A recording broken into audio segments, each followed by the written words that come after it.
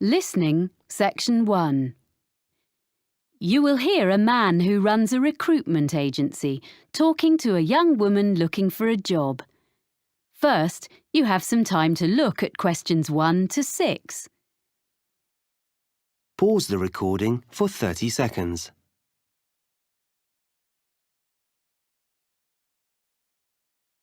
You will see that there is an example that has been done for you.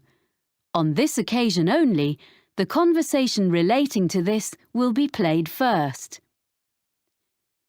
Hello, Edwina, is it? Have a seat. Yes, Edwina. Thanks. I'm looking for a job as a nanny. I like working with children. I talked to you yesterday. Oh, yes. Well, we covered most of the ground on the phone yesterday. I've got a form I need to complete for my records. So, you're Edwina Riley, and how should we contact you? The woman's name is Edwina Riley, so Riley has been written in the space. Now we shall begin. You should answer the questions as you listen, because you will not hear the recording a second time. Listen carefully and answer questions 1 to 6.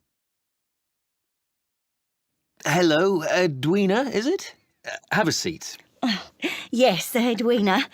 Thanks. I'm looking for a job as a nanny. I like working with children. I talked to you yesterday. Oh, yes. Well, we covered most of the ground on the phone yesterday. I've got a form I need to complete for my records. So, you're Edwina Riley, and how should we contact you? By email. I check it regularly. What's the address? It's Edwina, like my name, then R-I, the first 2 letters of my surname, at worldnet.com. EDWINARI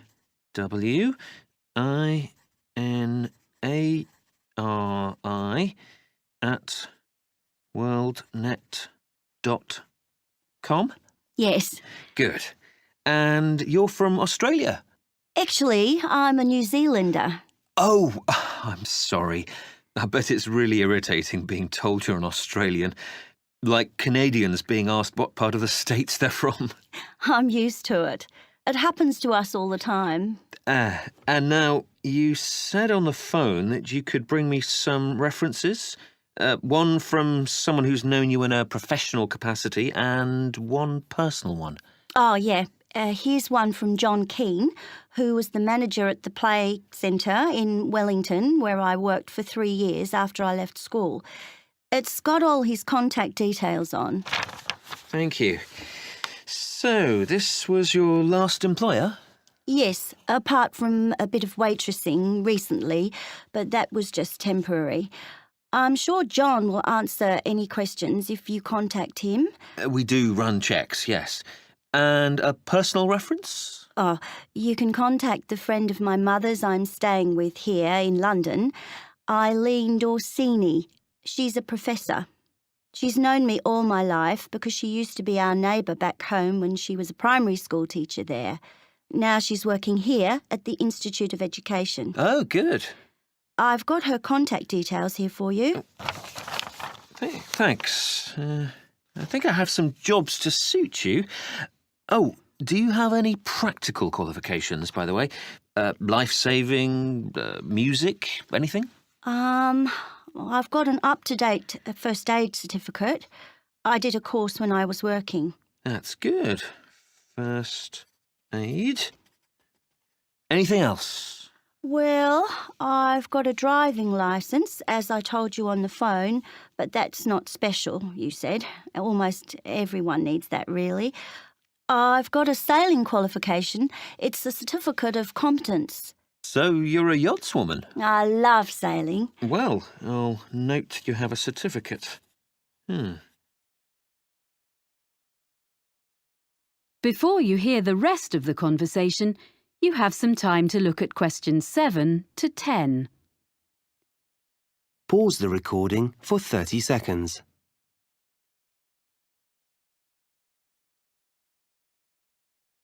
Now listen and answer questions 7 to 10. Now, as I mentioned yesterday, there are 3 families, and the job description is much the same for all of them, as I explained. There are a few other things you need to know. Anyway, the first family is here in London. Yes, I did make a few notes. London, that's the Bentons with 2 children? Yes, that's right. A girl of 3 and her brother, who's 8. The little boy has a quite serious food allergy. Did you learn about things like that on your course? Oh, well, I know what to do if someone has an allergic reaction. Good. But what they mainly want is someone with an interest in sport, as, well, that's the kind of family they are. Oh, that's okay. I'll enjoy that. Good. Now, the next people are in the country near Oxford. Oh, yeah, the Grangers? Yeah, so they have twin boys of 5 who are a bit of a handful, I suspect. But it's a lovely place, quite a grand house, and the family is extremely welcoming. They keep horses. Do you ride? I did when I was younger. I like animals generally. Well, Animal Lover was their special request, so you'd be fine there. The last family... Yes? I don't think I told you. They live in Scotland. Really? What's their name? Campbell.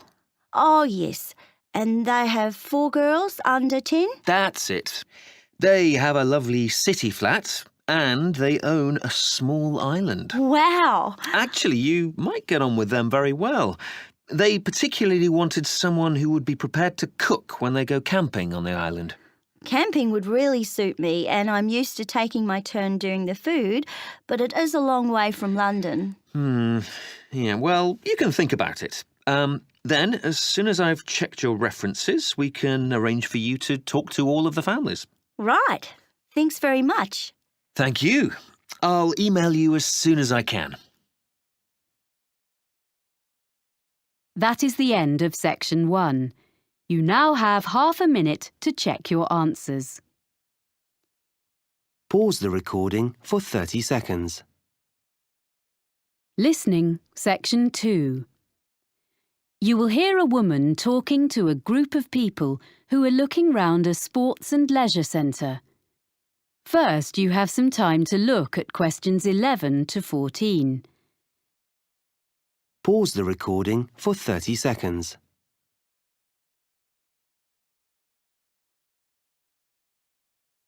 Now listen and answer questions 11 to 14. Ladies and gentlemen, I'm very pleased to be able to welcome you to Cityscope, our lovely modern sports and leisure facility. I've brought you up to the rooftop cafe on top of the stadium so that you can enjoy the view while I explain briefly what we have here and point out to you the major features of the site. Then we'll go round and have a look at ground level. Oh, that'd be interesting. I'm glad. We're extremely proud of this new facility. You see, when the project was first discussed, we expected that a multinational company would give us half our funding and the central government grant would make up most of the rest, with a smaller contribution from local business. Well, we'd got quite far into the planning stage when the multinational pulled out, and both central and local government decided they couldn't afford anything. So we ended up with a beautiful project, a small amount of sponsorship promised by local organisations, and nothing else. We thought we'd never build it, but at the last moment we had an amazing donation of several £million from a national transport company, and that got us going again, and we managed to get all the rest from local fundraising. There's hardly a street in the city that hasn't made its contribution one way or another, so there's a true sense of local ownership here. So, this is what we got. We wanted a new stadium because the 1950s football stadium is on the other side of town and is shortly due to be pulled down and built over. This site was the old airport, with some playing fields on one side of it and a few buildings from the 1930s when the airfield first opened. So, we were able to plan a new stadium with plenty of room for all the things people wanted. The playing fields have been upgraded and refenced, so they are now a set of top-quality outdoor pitches for amateur football, hockey and so on. We have both sports and other entertainments here. We want to encourage all kinds of people onto the site and hope some of them may come to use the cinema or the cafe and end up trying the fitness centre. These are all grouped together. The cafe is in the original 1930s passenger hall, and the architects have managed to retain some of the elegant style of the building.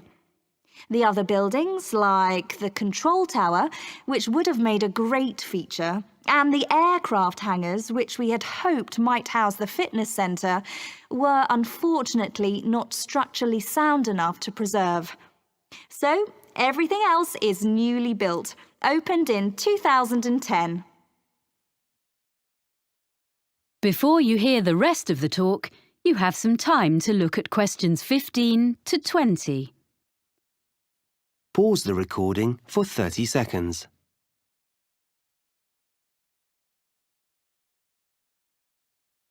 Now listen and answer questions 15 to 20. Right. Now, if you'd like to gather a little closer to the window, I'll point out the various buildings. Oh, yeah, very nice. We're at the highest point of the stadium here in the rooftop cafe, on the opposite side to the main entrance doors. On our left, you can see two buildings just beyond the end of the stadium.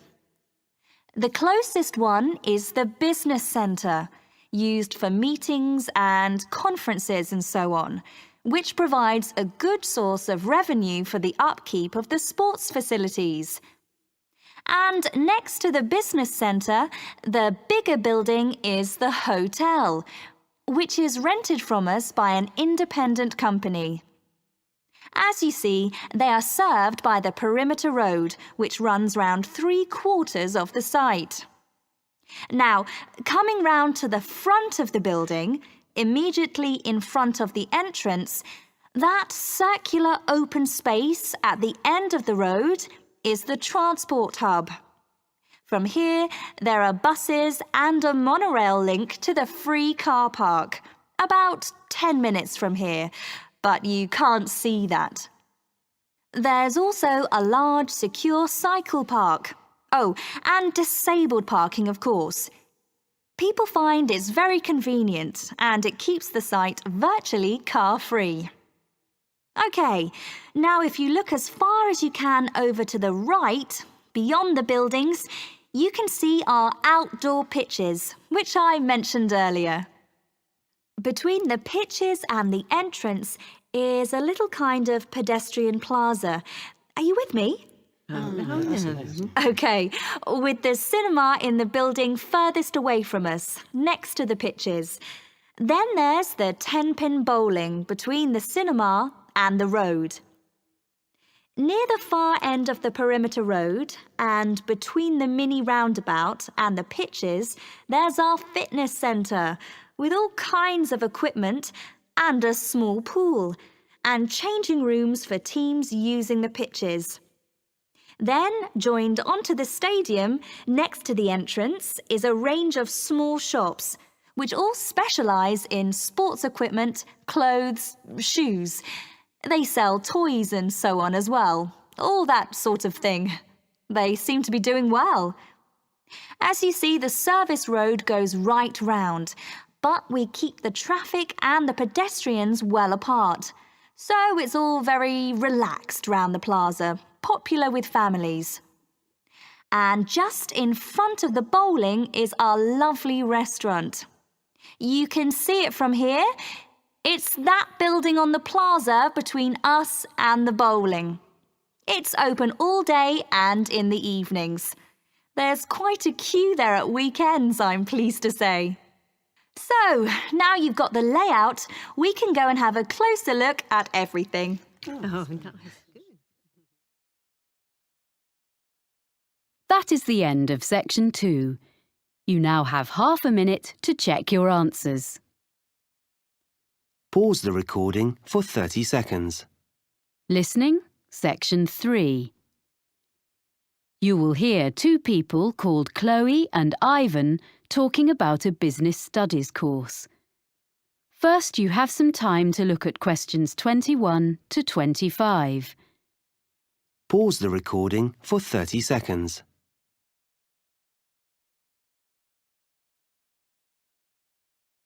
Now listen carefully and answer questions 21 to 25.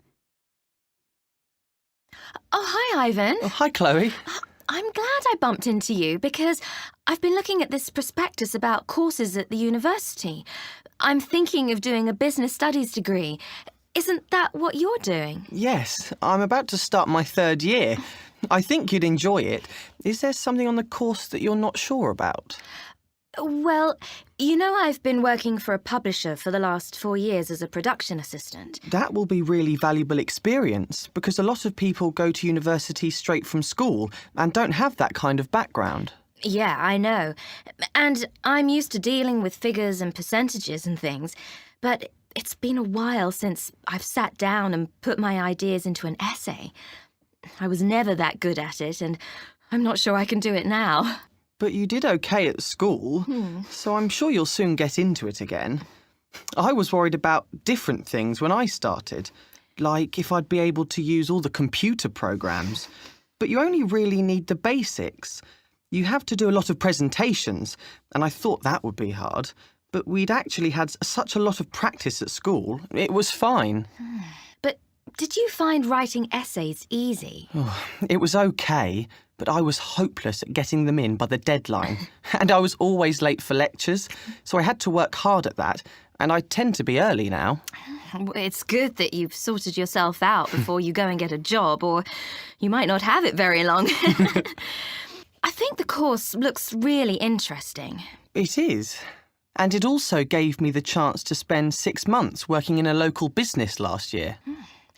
That's not so important for me, unless I could go abroad to use my foreign languages. But that doesn't seem to be on offer, which is a shame. What really appeals to me, though, is the idea of being assessed throughout the year. I think that's a much more productive way of learning, instead of everything being decided in an exam at the end. It's good for people like you who are hard-working all year round. You'll be spending all your time in the library. They've just expanded it too.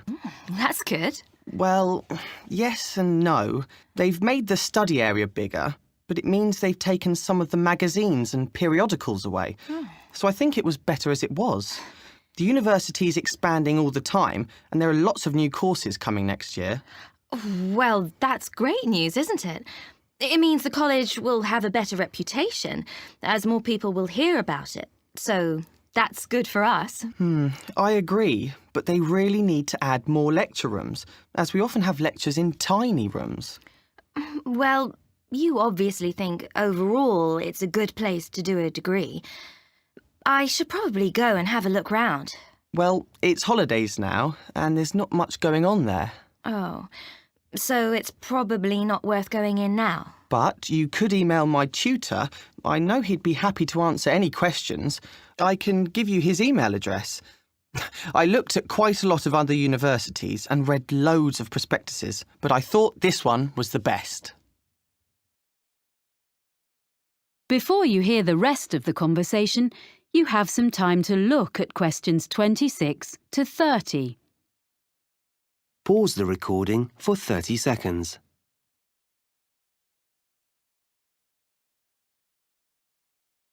Now listen and answer questions 26 to 30.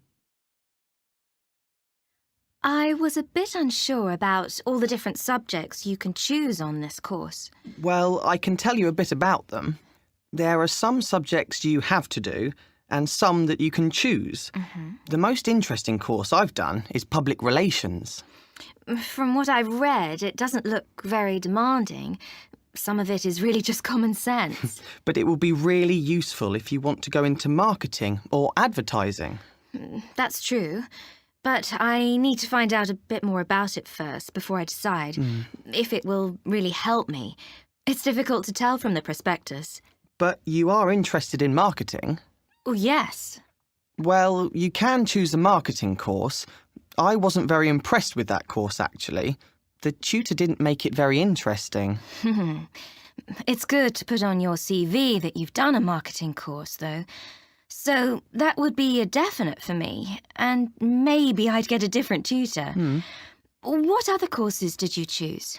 I'm doing taxation, as I was thinking of training to be an accountant, but I'm not sure now. Oh, that will be a good option for me, because I enjoy working with figures.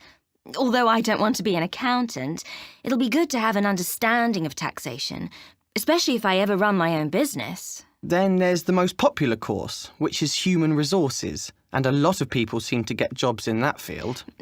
My friend works in human resources, and she's really good at it. But I don't think I've got the right personality, so I'd give that one a miss. I'm more interested in how businesses actually work, the structure. That's a compulsory course, the structure of business. Oh. But you might find information systems helpful. Is that kind of computer programs? Some of it is, but also databases, project management, and other things. Oh, this sounds useful. But I'll have to look at some of the other possibilities first. You know, Ivan, this course sounds as though it would suit me. I'm going to apply. Great. If there's anything else you want to ask me, you've got my number. Thanks. That is the end of section 3. You now have half a minute to check your answers. Pause the recording for 30 seconds. Listening, section 4. You will hear a talk by a meteorologist about weather forecasting. First, you have some time to look at questions 31 to 40. Pause the recording for 1 minute.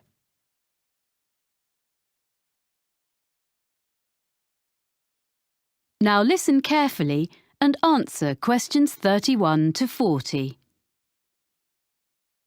I work for the National Weather Service, and as part of your course on weather patterns, I've been asked to talk to you about how we predict the weather.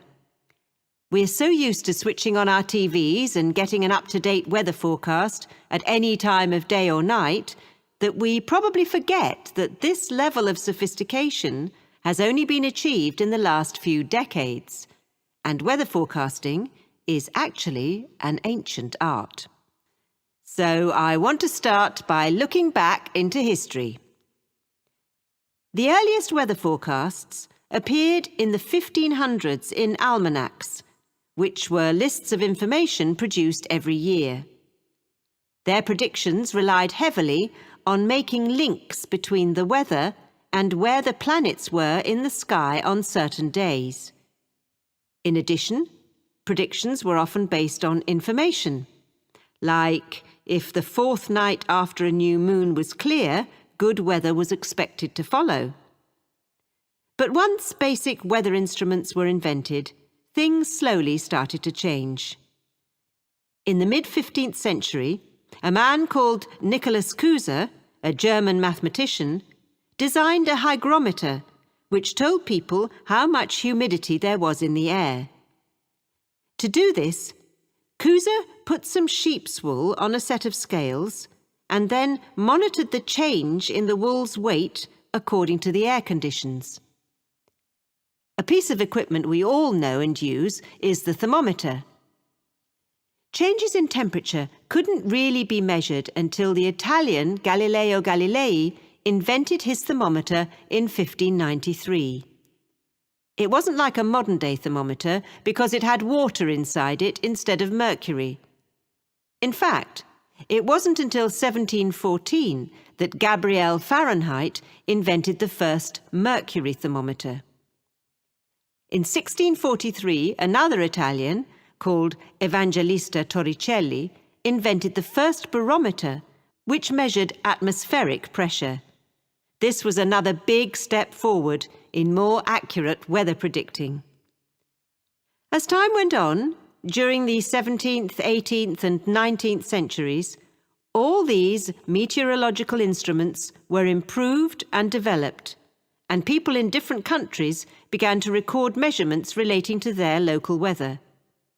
However, in those days it was very difficult to send records from one part of the world to another, so it wasn't possible for them to share their information until the electric telegraph became more widespread.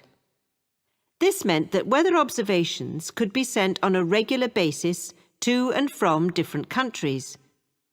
By the 1860s, therefore, weather forecasts were becoming more common and accurate because they were based on observations taken at the same time over a wide area.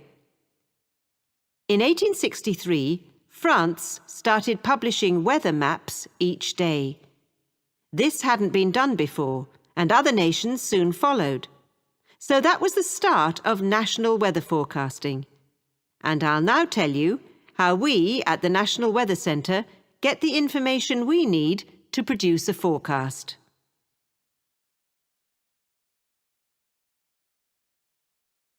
Even today, one of the most important methods we use is observations, which tell us what the weather is doing right now. Observation reports are sent automatically from equipment at a number of weather stations in different parts of the country. They are nearly all based at airports, although a few are in urban centres. The equipment senses temperature, humidity, pressure, and wind speed direction.